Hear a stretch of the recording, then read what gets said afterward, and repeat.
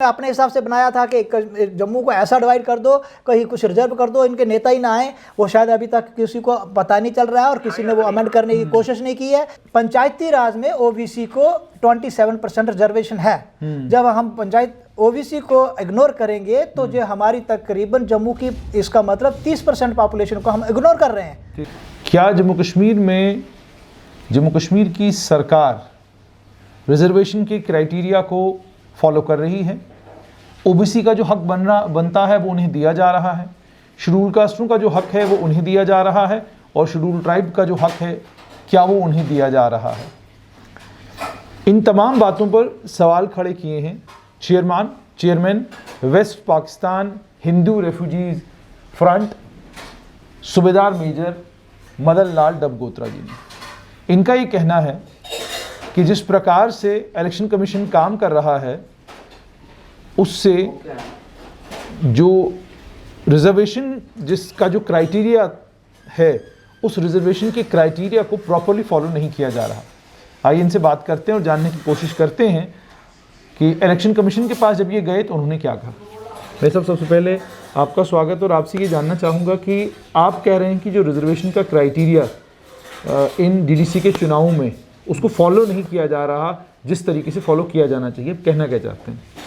सबसे पहले मैं ओबीसी की बात करूंगा। जम्मू कश्मीर में 30% के करीब ओबीसी है। अच्छा। जिसमें 25 के 30% जो पॉपुलेशन है वो जम्मू में है, और 35 से तकरीबन 40 के बीच में जो कश्मीर की पॉपुलेशन है उसमें ओबीसी है। जब आप भी कश्मीर की आबादी में कहते हैं ओबीसी, वो क्या, उससे क्या? कश्मीर में ओबीसी तो हर एक जगह है। ओबीसी जैसे लोहार तरखाना है या जो बर्तन बनाने वाले हैं, वहाँ तो जो ओबीसी की जो मंडल कमीशन ने आइडेंटिफाई की है कम्युनिटीज़, वो 58 कम्युनिटीज़ जो हैं, 58 कम्युनिटीज़ कश्मीर में हैं। उसमें शिकारे वाले भी हैं, और उसमें जो बुनकर हैं जो वगैरह बनाते हैं, जो लकड़ी का काम करते हैं, जो सारे उसमें हैं, उसमें काफ़ी कम्युनिटीज़ हैं। ठीक। और शायद कश्मीर में भी रिजर्वेशन जो है वो जब गवर्नमेंट ने दिया है और कॉन्स्टिट्यूशन के हिसाब से रिजर्वेशन ओबीसी को है पंचायती राज में, तो सबको मिलना चाहिए। बात कश्मीर की नहीं, मैं तो कर रहा था कि कश्मीर में भी रिजाइड करता है, जम्मू में भी करता है। कश्मीर में ओबीसी रिजाइड करता है, उसको थोड़ा आइडेंटिफाई करके बताएंगे कौन सी कास्टें हैं जो वहाँ ओबीसी हैं और जिन्हें शायद मालूम नहीं होगा आज के दिन तक कि वो अब ओबीसी में हैं और उन्हें संरक्षण मिला है नए इस 5 अगस्त 2019 के बाद वाले जम्मू कश्मीर में। उसमें कुछ उनका अलग बोलते हैं कि हैंगर्स हैं, कुछ एक हजाम है, हजाम का कुछ हैं, वो नाई वगैरह हैं, हजाम नाई कसाई ये सब जितने भी जो भी हैं, जो उनमें भी हैं, जो इन डिटेल में तो मैं अभी पूरे नाम मेरे को याद करने पड़ेंगे। जम्मू में भी इस तरह जो भी आइडेंटिफाई किया है ना मंडल कमीशन ने, वो अभी कह रहे हैं कि जो सरकार, केंद्र सरकार ने ऑलरेडी ओबीसी आइडेंटिफाई किए हैं, वो बड़ी आबादी जो है वो मुसलमानों में भी है और हिंदू में भी। और पंचायती राज में ओबीसी को 27% रिजर्वेशन है। जब हम पंचायत ओबीसी को इग्नोर करेंगे तो जो हमारी तकरीबन जम्मू की, इसका मतलब 30% पॉपुलेशन को हम इग्नोर कर रहे हैं। तो बाकी 70% से हम चुनाव के जो रिप्रेजेंट है उनको चुनेंगे। कि इतना भेदभाव क्यों? मानते हैं कि सबसे पहले जब 370 थी और कॉन्स्टिट्यूशन ऑफ जे&के था, वो अपने हिसाब से उन्होंने बनाया था। जो पॉलिटिकल लीडर कश्मीर में थे वो जिसको बेनिफिट देना चाहते थे उन्होंने उस हिसाब से मोल्ड किया था। चाहे वो कश्मीर में कश्मीरी ओबीसी था, उनको उन्होंने इग्नोर किया तो किया था। लेकिन अब जब 370 हट गई है, उसके बाद जो भी सेंट्रल लॉ है वो स्टेट में लागू होने चाहिए। और पंचायती राज और सेंटर के हिसाब से है, वहाँ ओबीसी को रिजर्वेशन है 27%। तो वो स्टेट में अभी इन्होंने अक्टूबर में जो 20 अक्टूबर को इन्होंने अमेंडमेंट किया है पंचायती राज में, उसमें इन्होंने रिजर्वेशन जो डीडीसी को इंक्लूड किया है, और रिजर्वेशन वो शेड्यूल कास्ट, शेड्यूल ट्राइब और वुमेन्स को दिया है, और उसमें ओबीसी को इग्नोर मतलब डिनाई कर दिया है। जब प्रोविजन है तो डिनाई किया, डिमांड नहीं है फ्रेश। इसलिए उनको रिजर्वेशन होना चाहिए। और मैं तो ये कहूँगा कि जब तक जो रिजर्वेशन का ओबीसी का कंसिडरेशन ना हो, हमें मेरे अपील है गवर्नर साहब से कि ये तो इलेक्शन को पोस्टपोन करे और ओबीसी का रिजर्वेशन कंसिडर करने के बाद ही इलेक्शन करवाएं। यानी आप भी कह रहे हैं कि कश्मीर में भी ओबीसी को आप रिजर्वेशन दे दीजिए और जम्मू में दे दीजिए, जिसको देना, जिनका हक है उनको देना चाहिए। अच्छा, तो अभी आपसे समझना चाहूँगा कि जहां तक इस समय रिजर्वेशन का जो क्राइटेरिया है, उस रिजर्वेशन के क्राइटेरिया के हिसाब से जम्मू डिस्ट्रिक्ट में जिस तरीके से इन्होंने सीटें बांटी हैं, उसमें मत कितना था शेड्यूल कास्ट कम्युनिटी का, और उनको रिजर्वेशन मिली कितनी है? अच्छा, मैं अभी जम्मू में 3 जो हिंदू पॉपुलेटेड एरियाज मैं उनके ऊपर डिस्कस करूंगा, क्योंकि शेड्यूल कास्ट उन्हीं डिस्ट्रिक्ट्स में है ज़्यादा। ठीक। सांबा, जम्मू, कठुआ, ठीक, उधमपुर। ठीक। जम्मू में इन्होंने आउट ऑफ 14 टोटल 14 सीट हैं हर एक डिस्ट्रिक्ट में, 14 में से 5 सीट रिजर्व कर दिया है। सांबा और उधमपुर में इन्होंने 4-4 सीट रिजर्व किया है, और कठुआ में इन्होंने 3 सीट रिजर्व किया है। जम्मू में 36% आता है, सांबा और उधमपुर में 29% है, और कठुआ में 21% है। जबकि शेड्यूल कास्ट का रिजर्वेशन जो है 8% है, और वो हर एक इंस्टीट्यूट में जो भी है उस एरिया के हिसाब के पॉपुलेशन से उनको सीट अलाट करनी चाहिए। आप गए इलेक्शन कमीशन के पास? मैं इलेक्शन कमीशन साहब से मिला था, और इलेक्शन कमीशन साहब तो अभी नए अपॉइंट हुए हैं, शायद उनको इतना ज़्यादा डिटेल में नॉलेज नहीं था। तो जो चीफ इलेक्टरल ऑफिसर है हरदेश कुमार जी IAS, उन्होंने मुझे ये बताया था कि जो 8% है, हम टोटल शीट्स जो है JNK की, हम उसके ऊपर वर्कआउट करते हैं, और जितना भी वो शीट्स हैं जिस एरिया में शेड्यूल कास्ट हम वही रिजर्व कर देंगे। मैं बोला सर, अगर कोई किसी डिस्ट्रिक्ट में हर एक में पूरे जो मतलब 100% हो जाएगा तो क्या हम 100% कर देंगे? तो बाकियों क्या? बोला 100% भी कर देंगे। बोला हमें पूरी स्टेट का उसी एरिया में करना है जहां शेड्यूल कास्ट हो। इसका मतलब हमें उस एरिया को डिस्ट्रॉय करने का ठान लिया है क्या? जब जिस एरिया में रिजाइड नहीं करता है, अगर कश्मीर में शेड्यूल कास्ट रिजाइड नहीं करता है, तो हम उसका रिजर्वेशन क्यों बनाते हैं? रिजर्वेशन उतना ही होना चाहिए जहां होना चाहिए, जिसको टाइटल है उसी के हिसाब से होना चाहिए। यानी आप ये चाहते हैं कि अगर जहां पर शेड्यूल कास्टों की आबादी नहीं, वहां पर उनको रिजर्वेशन नहीं होना चाहिए, जहां पर आबादी है वहां पर नहीं। अगर वहां करते हैं रिजर्वेशन तो वहां खड़े करिए ना, शेड्यूल कास्ट के कैंडिडेट दीजिए, हमें एतराज नहीं है। अगर जम्मू कश्मीर में करते हैं, कश्मीर की सीट पर अगर करते हैं, तो कश्मीर में भी हम शेड्यूल कास्ट को खड़ा कर दीजिए ना, ले जाइए ना कहीं से भी, आपको ज़्यादा उनकी।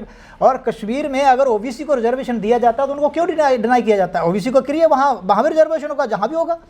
और अभी इन्होंने 57% रिजर्वेशन कर दिया है। अगर 27% रिजर्वेशन भी अगर जो OBC का है, जैसे सेंटर के हिसाब से अगर वो करेंगे, तो इसका मतलब कितना चला जाएगा? वो 84%। 84% के हम रिजर्वेशन करेंगे, बाकी पूरे जो है वो 16% में कहाँ जाएंगे? वो इलेक्शन लड़ने के लिए POK में तो नहीं जाना है। तो तीसरा जो है, कुछ कॉन्स्टिट्यूएंसी हमारे जैसे है वो 96 से रिजर्व हैं। ठीक। 95 से, 95 जब डिलिमिटेशन हुआ था 95 से रिजर्व हैं, और वो अभी तकरीबन 25 साल हो गया है, वो अभी तक रोटेट नहीं हुई है। वो है आरएसपुरा जो सीट है, वो पहले असेंबली सीट थी, उसके 2 इन्होंने सेगमेंट बनाए हैं, मीरा साहब और नव आरएसपुरा। तीसरा हीरानगर कॉन्स्टिट्यूएंसी का है, जो मढ़ीन बला का है। इन तीनों को इन्होंने असेंबली के बाद इन्होंने VDC इलेक्शन में भी उसको रिजर्व किया था। ठीक। पंचायती राज के हिसाब से है कि उनको रोटेट करना है। अभी इन्होंने DDC के इलेक्शन में उसको उस हिसाब से क्राइटेरिया से भी रोटेट नहीं किया, तो असेंबली से अगर वो 25 साल से कंटिन्यू आ रहा है, उसे और एक टेन्योर के लिए रिजर्व कर रहे हैं, तो ये मैं समझता हूँ कि वहाँ के जो अपर ओपन कैटेगरी है उनके लिए साथ एक बहुत बड़ा अन्याय हो रहा है, और गवर्नमेंट को इसके ऊपर ध्यान देना चाहिए। किसी भी कम्युनिटी को हमने इग्नोर नहीं करना चाहिए। और ये शायद मैं ये समझता हूँ कि कोई पॉलिटिकल लीडर है जो उनके पर्सनल इंटरेस्ट की वजह से उन्होंने अपने हिसाब से जो सीट रिजर्व कराई होंगी, और इसके ऊपर गवर्नर साहब को ध्यान देना चाहिए। और ये जो लोगों के अंदर मतलब इनको ने जो डिस्क्रिमिनेशन किया है, इन्होंने भेदभाव किया है, उसको ख़त्म होना चाहिए। आपसे एक और चीज़ जानना चाहूँगा मदन लाल जी कि ये तो बात होगी पंचायतों को लेकर और DDC चुनावों को लेकर। वेस्ट पाकिस्तान रेफ्यूजियों के आप नेता हैं, तो आपसे ये भी समझना चाहूँगा कि जो केंद्र सरकार के समक्ष आपकी डिमांड्स थी, मुझे सारी की सारी पूरी हो गई। पहली बार आपको चुनाव में हिस्सा लेने का मौका मिल रहा है जम्मू कश्मीर में, खासकर पंचायती चुनाव में। आप लोकसभा के चुनाव में तो हिस्सा लेते थे, लेकिन पंचायत के चुनाव में हिस्सेदारी अब आपकी हो गई है। पहले इस हिस्सेदारी के बारे में क्या कहेंगे? हाँ, वोट डालने के लिए जरूर अधिकार मिला है। और रही बात जम्मू की, अभी जम्मू में जहाँ भी हमारे वेस्ट पाकिस्तान रेफ्यूजी हमारे जम्मू, सांबा और कठुआ में है, और जब जे 5-5 सीट रिजर्व कर देंगे शेड्यूल कास्ट को, तो हमारा जो OBC या अपर कैटेगरी में जो वेस्ट पाकिस्तान रेफ्यूजी है, वो तो फिर वोटर हो गया। वोटर की मशीन है, डाल देंगे। पहले असेंबली पार्लियामेंट में डालते हैं, अभी इनमें भी डाल देंगे। वो खड़ा तो हो ही नहीं सकता।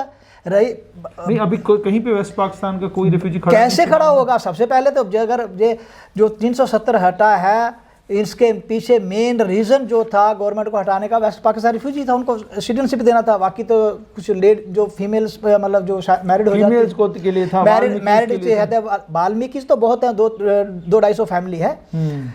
तो अगर उनके लिए जो इन्होंने लेके चले हैं तो इनको वेस्ट पाकिस्तानी एक बहुत सबसे बड़ी कम्युनिटी है, उसके लिए कम से कम बीजेपी ने एक आधा उनको सीट देना चाहिए। लेकिन वो तो उसका मतलब ही नहीं है, वो तो उनका सिर्फ एक ही एजेंडा है, उनको उन्होंने डाइवर्ट ही कर दिया है कहीं कि जो वेस्ट पाकिस्तान रिफ्यूजी थे एक सेकेंडरी है, उनका प्राइमरी जो मुद्दा था कुछ और ही था, क्यों हटाया है उस चीज़ को शायद हमारे पॉलिटिशियन भूल गए। आप चुनाव में वेस्ट पाकिस्तानी में से कोई भी खड़ा नहीं हो रहा नेता के तौर पर ये चुनाव लड़ने के लिए? अभी जो हमारे शेड्यूल कास्ट में जो रिजर्वेशन हुआ है उसमें शेड्यूल कास्ट के कुछ हो सकता हो जाएंगे, लेकिन हमारा शेड्यूल कास्ट में जो शेड्यूल कास्ट जहाँ के रेजिडेंट हैं वो अगर हम समझते हैं बहुत पिछड़ा हुआ है, तो जो पाकिस्तान से शेड्यूल कास्ट आया था उनको तो जहाँ का रेजिडेंटशिप भी नहीं था, तो वो कितना ऊपर आया होगा कि वो इलेक्शन में हिस्सा ले सकता है? वो तो सिर्फ वोट डाल सकता है, इलेक्शन हिस्सा लेने तक तो वो पहुँचा नहीं होगा। तो बाकी जो दूसरी कास्ट के हैं जो ज़मीन वगैरह जिन्होंने खरीद ली होगी, जहाँ ज़मीन का काम करते थे, हो सकता है कि कोई सर्विस वगैरह में होंगे, किसी को कुछ सर्विस वो कर कुछ उनको इलेक्शन में खड़े हो सकते हैं। लेकिन जो कुछ सीटें ना 25 साल से रिजर्व है उनको ओपन नहीं कर रहे हैं, दूसरी और रिजर्व हो रही है। बाकी जो जहाँ मिक्स है, जैसे अखनूर से आगे तो कोई हमारा है नहीं है, तो जहाँ तक अगर रिजर्वेशन पूरा है वो पूरी बेल्ट ही है। जहाँ इसमें एक और होता है कि रिजर्व वन है, मतलब ऑड या इवन में हमने करना है रिजर्व। इन्होंने साथ ही साथ है, इधर बिश्नौर है, उसके साथ अरनी है, उसके बाद आरसपुरा है, उसके साथ जो मीरा साहब है, चारों के चारों इकट्ठे कर दिया। कहाँ जाएंगे जो लोग? तो ये एक मैं समझता हूँ कि जो पहले से जो तालिबानी एक लॉ बना हुआ था 370 के टाइम, कश्मीरियों ने अपने हिसाब से बनाया था कि जम्मू को ऐसा डिवाइड कर दो, कहीं कुछ रिजर्व कर दो, इनके नेता ही ना आए, वो शायद अभी तक किसी को पता नहीं चल रहा है और किसी ने वो अमेंड करने की कोशिश नहीं की है। 370 हटने से जो चीज़ें हटनी होनी चाहिए थी वो शायद कुछ अभी बाकी हैं। बहुत बहुत शुक्रिया। तो ये थे सूबेदार मेजर मदन लाल डबगोत्रा। आपने सुन लिया इनसे TDC के चुनाव में रिजर्वेशन को लेकर जो सरकार ने किया है वो सही नहीं है। रिजर्वेशन पर दोबारा से सरकार को सोच विचार करना होगा और रिजर्वेशन में जब अदर बैकवर्ड क्लासेस को बाकी पूरे देश में रिजर्वेशन है इनके मुताबिक, तो उन्हें जम्मू कश्मीर में भी रिजर्वेशन दिया जाना चाहिए।